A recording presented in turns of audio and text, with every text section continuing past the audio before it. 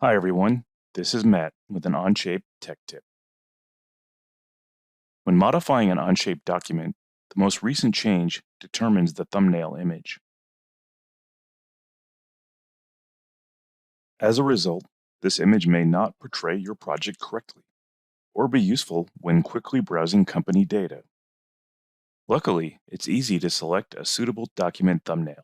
To change the thumbnail, open the document, right-click a tab, and click Select as Document Thumbnail.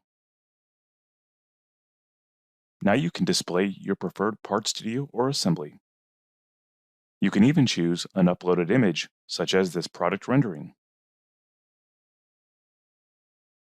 Keep in mind that selecting the thumbnail requires edit permissions.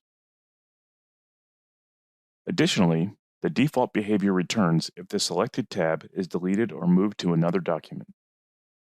Specifying a thumbnail simplifies browsing the Documents page and makes your Onshape data more engaging and colorful. Thanks for watching, and stay tuned for more Onshape video tech tips.